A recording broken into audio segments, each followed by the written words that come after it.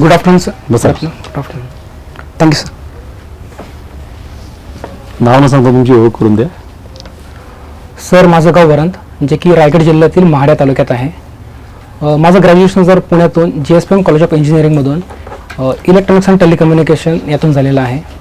आणि सर मी 2016पासून MPSCचं प्रिपरेशन सुरू केलं. 2019ला मी फर्स्ट टाईम इंटरव्ह्यूपर्यंत पोहोचलो होतो, बट फायनल सिलेक्शन नाही झालं. सो हा नेक्स्ट अटेम्प्ट आहे आणि मी पुन्हा एकदा इंटरव्ह्यूला आहे.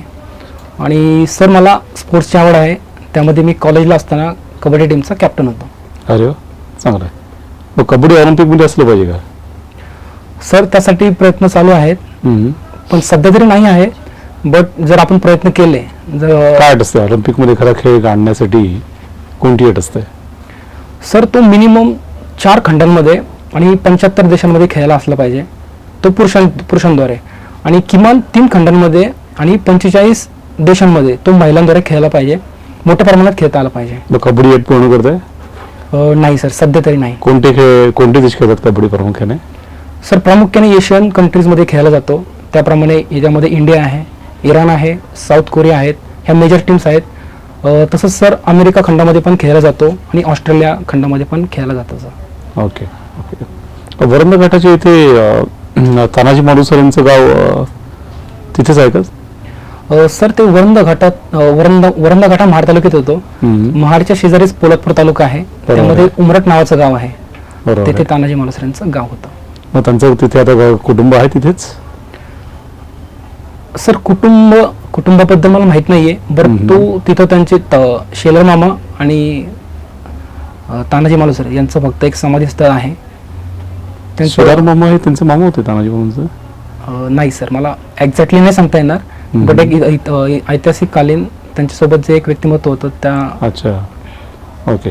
तुम्हाला असं वाटतं इलेक्ट्रिकल इंजिनिअरिंग कोणी इकडे येतं प्रशासनात, मग तुमचं ते शिक्षण वाया गेलं म्हणून? सर मला असं वाटत नाहीये, कारण की जर सध्या प्रशासन पाहिलं तर सर खूप टेक्निकल होत चाललेलं आहे. सिस्टम डिजिटाईज होत चाललेले आहेत. So me as a technical person म्हणून प्रशासनात एक चांगल्या प्रकारे सर्व करू शकतो असं मला वाटतं. 5G साठी भारताने चीनची मदत घेतली पाहिजे का?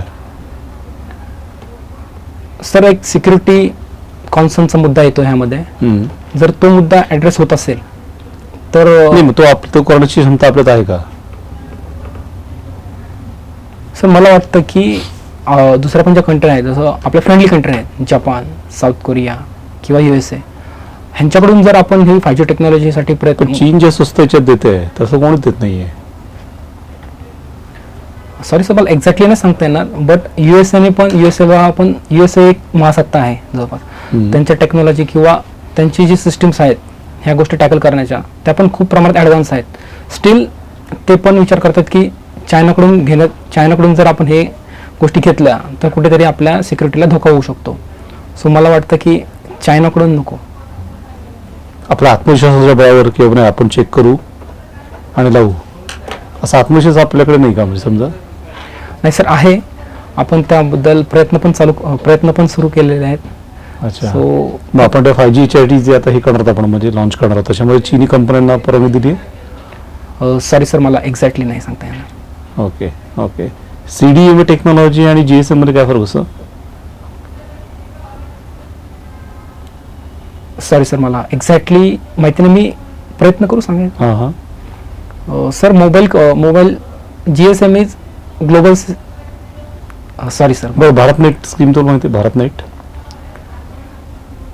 सर ह्याबद्दल पण मला थोडीफार माहिती आहे, मी प्रयत्न करतो. सर भारतनेट स्कीममध्ये जे आपलं डिजिटल इन्फ्रास्ट्रक्चर आहे ते गाव पातळीपर्यंत नेण्याचा प्रयत्न करण्यात येतोय. कुठल्या CDMA की GSM ने? नाही सर, मला एक्झॅक्टली नाही सांगता. PM वाणी बद्दल ऐकलं तुम्ही? सॉरी सर, नाही ऐकलं. नाही. ठीक सर.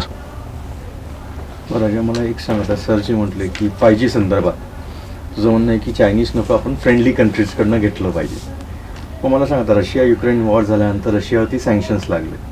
Yes sir. बऱ्याचशा मेजॉरिटी कंट्रीज ज्या आहेत USच्या कंपन्या, त्यांनी आता तिथे काम करायचं बंद केलं. Yes sir. मग उद्या समज भारताच्या बाबत पण असं झालं तर मग काय करणार त्यावेळी तू? सर भारतावर सँक्शन लागले असं? हो, कारण का जर आज रशियावर लागू शकतात तर उद्या भारतावर का नाही लागू शकतात?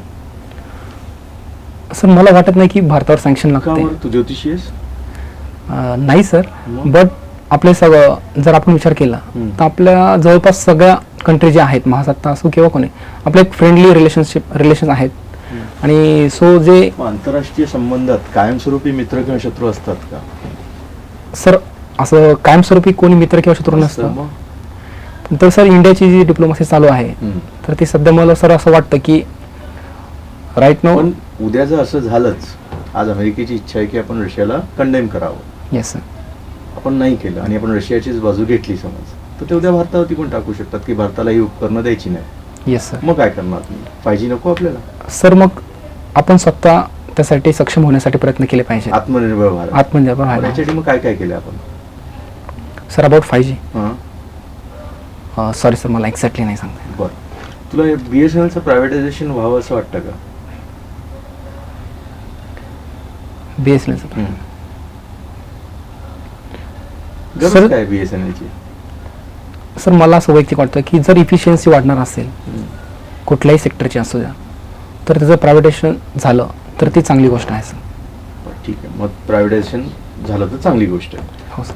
मग वोडाफोन इंडियामध्ये गव्हर्नमेंट स्टेक कशाला घेते? सॉरी सर, मला ह्याबद्दल काहीच आयडिया नाही. काहीच आयडिया नाही. डिजिटल इंडियाबद्दल काय माहिती आहे का तुला?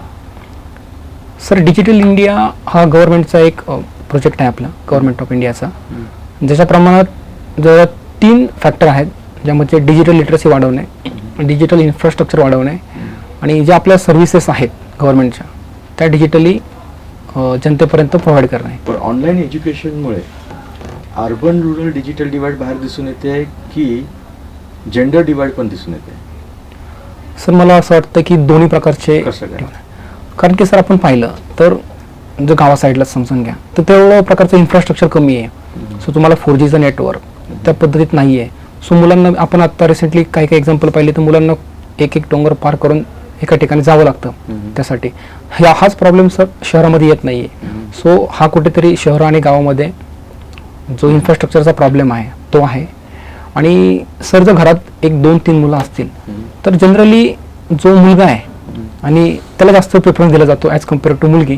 कारण की जर त्यांची जर परिस्थिती एवढी नसेल सो ते असं विचार करतात की आपल्या मुलाला शिकवा, मुलाला द्या ॲज कम्पेअर टू मुलीला. ट्रॅव्हलिंग तुझी हॉबी आहे म्हणून दिलाय, बरोबर? कुठे केलं ट्रॅव्हलिंग? सर मला एक करेक्शन करायची आहे.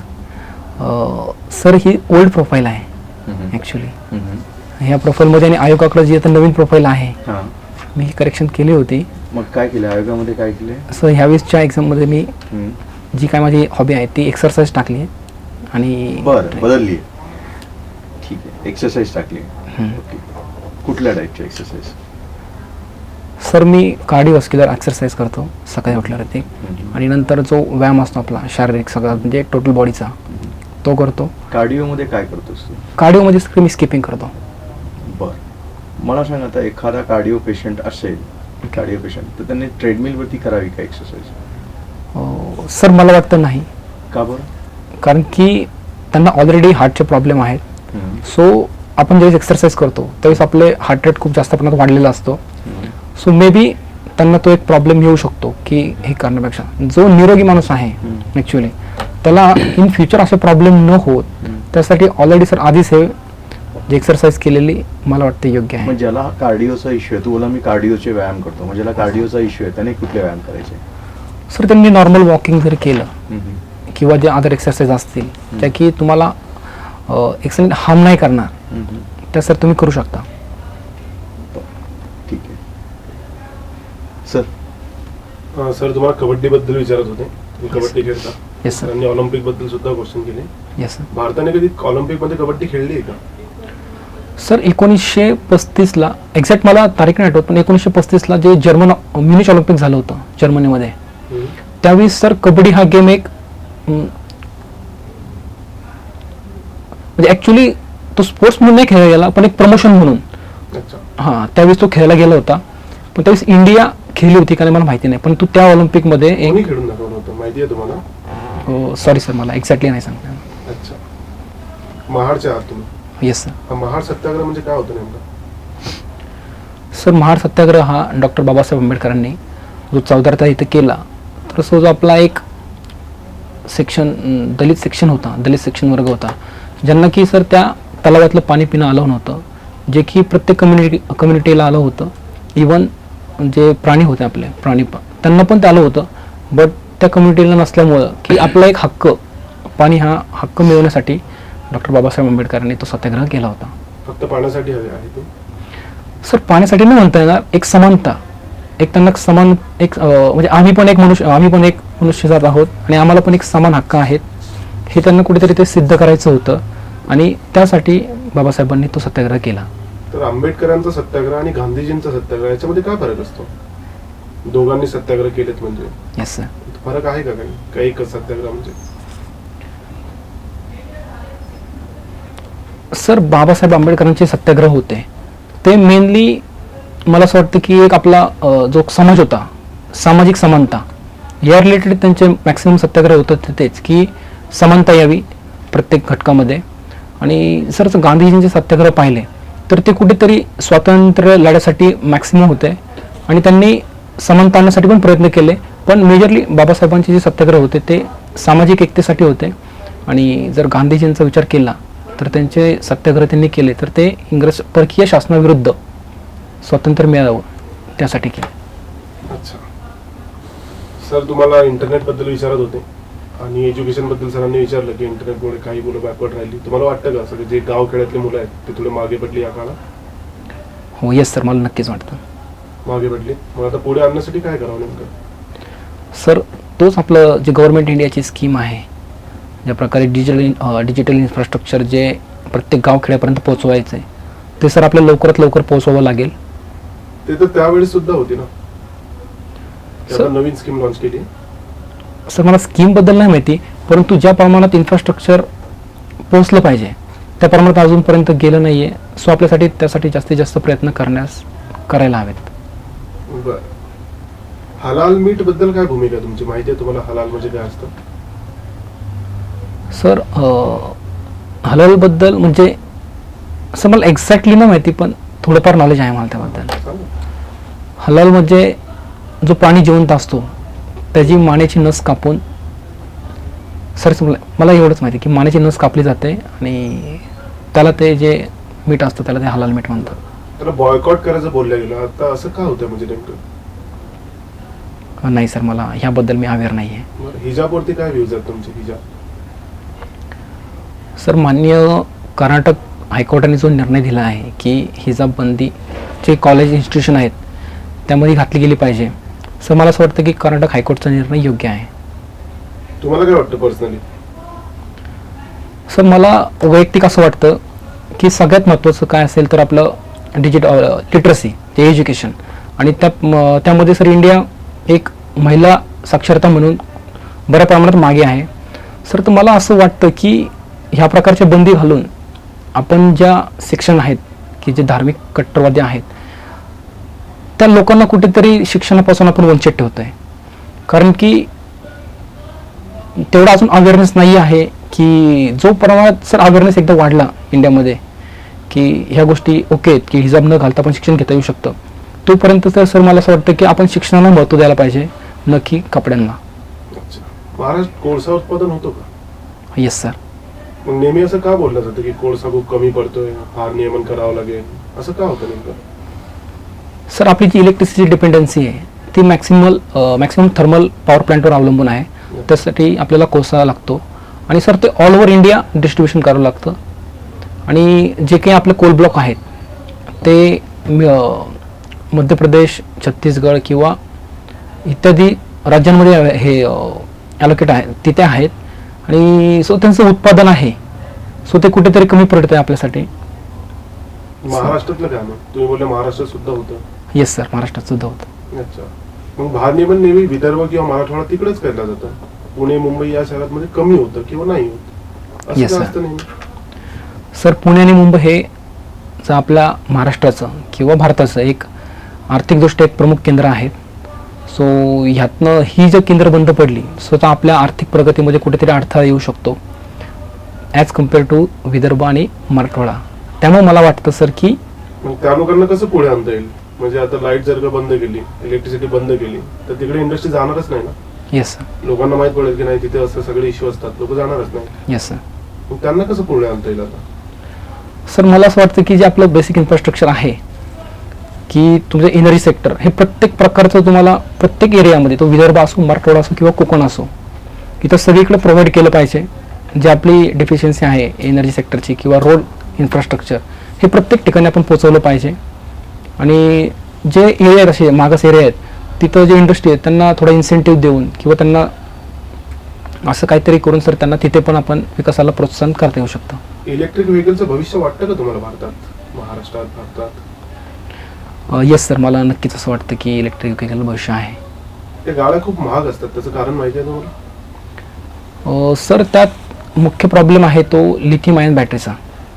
मला वाटतं की ती बॅटरी खूप महाग असल्यामुळे हा खर्च वाढलेला आहे. अच्छा, तर जे लोक त्या गाड्या अफोर्ड करू शकतात ते तर म्हणजे जे डेव्हलप रिजन आहे त्या भागातील असतील. Yes sir. आणि त्यांना लागणारी जी वीज आहे ते अंडर डेव्हलप भागात बनणार आहे. Yes sir. म्हणजे परवडेल का आपल्याला? सर आपण जर क्लायमेट चेंजचा विचार केला तर आपल्याला कुठेतरी ते शिफ्ट होणे आणि जे की वीज इलेक्ट्रिक व्हेकलला काय काय पर्याय असू शकतात आपल्याकडे? सर इलेक्ट्रिक व्हेकलला सर आता माननीय नितीन गडकरी सर यांनी जी हायड्रोजन कार आणली आहे त्या टाईपची किंवा CNG ह्या टाईपचे पण उपाय आहेत. पण सर आपल्याला हे सगळे उपाय एकत्रितरित्या स्वीकारले पाहिजेत. आधी एक इथेनॉल बस सुद्धा आली होती महाराष्ट्रात, माहिती आहे तुम्हाला कुठे आली होती? सर मला एक्झॅक्टली नाही सांगता येणार. इथेनॉल बस माहिती आहे की इथेनॉलवर चालणारी काहीतरी गाडी होती आपल्याकडे? हा येस सर. त्याचं काय झालं मग? आता पण आहेत का बंद झालं एकदम? नाही सर, इंडियाचं टार्गेट आहे 2030 पर्यंत जे इथेनॉलचं प्रोडक्शन आहे ते सध्या प्रमाणात एवढं इफिशियंटली नाही आहे. सो गव्हर्नमेंट ऑफ इंडियाचं 2030 पर्यंत एक टार्गेट आहे. त्या प्रमाणात जर आपलं इथेनॉल प्रोडक्शन वाढलं तर ते पेट्रोल डिझेलमध्ये ब्लेंडिंग करून त्या प्रमाणात. सध्या कधी ब्लेंडिंग अलाउड आहे इथेनॉलचं? सर मला एक्झॅक्टली नाही सांगता येणार, हम्म. बट पेट्रोलमध्ये 10% अलाउड आहे आणि डिझेलमध्ये खूप कमी आहे सर. अच्छा, हायड्रोजन कारसाठी कुठलं इंधन वापरतात? सर हायड्रोजन कारसाठी सर हायड्रोजनच सेफ फ्युएल वापरतात. हायड्रोजन इंधन असतं फक्त Yes. हायड्रोजन पाण्यावर चालते कार? पाण्यावर नाही सर, की जो हायड्रोजन आहे पाण्याचं इलेक्ट्रोलायसिस करून हायड्रोजन वायू सेपरेट केला जातो आणि त्यामुळे ते करण्यासाठी कुठली प्रक्रिया? नुसतं पाण्यावर, मग समजा पाण्यावर पाणी टाकायचं टँकमध्ये आणि मग कार चालते? नाही सर, त्यामुळे सर इलेक्ट्रोलायसिस प्रोसेस आहे ज्यामुळे आपण पाणी ऑक्सिजन आणि हायड्रोजन सेपरेट करून जो काही हायड्रोजन मिळतो तो यूज केला जातो. आणि सर तो ॲक्च्युली कारमध्ये नसून बाहेर एक प्लांट किंवा अशा गोष्टी आपल्याला तयार केल्या पाहिजेत. ओके ओके चालेल. स्टारलिंक काय? सर स्टारलिंक हे इलॉन मस्क यांची कंपनी आहे, ज्यांच्यामुळं आपल्याला एक ज्या क्षेत्रामध्ये इंटरनेट नाही आहे सो त्या ठिकाणी इंटरनेट प्रोव्हाइड करण्याचं ते माध्यम आहे. कसं करणार ते प्रोव्हाइड? सर त्यांनी ते एक सॅटेलाईटचं जाळं आहे. सो ज्या एरियामध्ये समजा सर आफ्रिकामध्ये असेल ज्या ठिकाणामध्ये जे डिजिटल इन्फ्रास्ट्रक्चरच नाही आहे सो त्या ठिकाणी तुम्ही सॅटेलाईटच्या माध्यमातून तुम्हाला ते इंटरनेट कनेक्टिव्हिटी देणार आहेत. भारतात त्याचा काय उपयोग आहे का? सर भारतामध्ये पण जास्त दुर्गम भाग आहेत ज्यामध्ये आपल्याला अजून डिजिटल हे इन्फ्रास्ट्रक्चर प्रोव्हाइड नाही करता आलं, सर तिथं ते यूज करता येऊ शकतं सर. मग भारतात त्यांना परवानगी दिली आहे का? सॉरी सर, मला याबद्दल नाही माहिती. कुठल्या ऑर्बिटमध्ये सॅटेलाइट असतात ते? सर मला असं वाटतं की ते मीडियम अर्थ ऑर्बिटमध्ये असतात. मीडियम अर्थ. ठीक आहे. ओबीसी सेन्सस, शेवटचा प्रश्न. ओबीसी सेन्सस झालं पाहिजे का? सर ज्या प्रमाणात मागणी आहे तर मला वाटतं व्हायला हवं. नाही, मागणी झाली की करायचं का? नाही सर, बट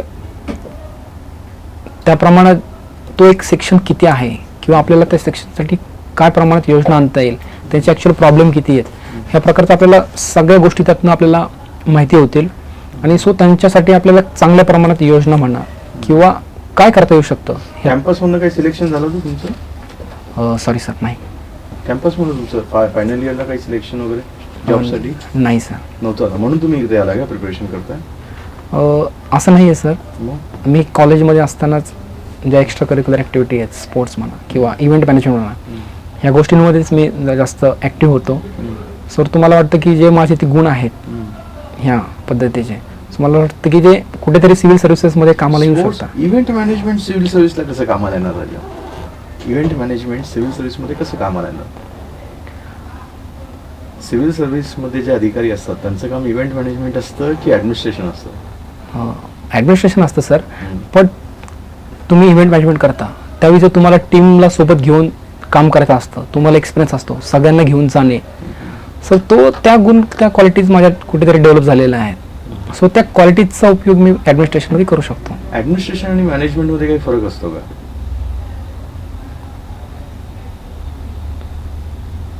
सर मला असं वाटतं की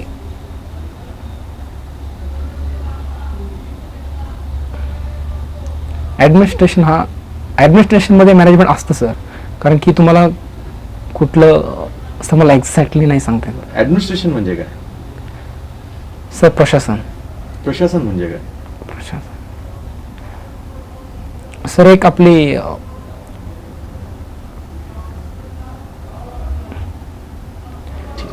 सर एक 2 मिनिटं. Thank you sir.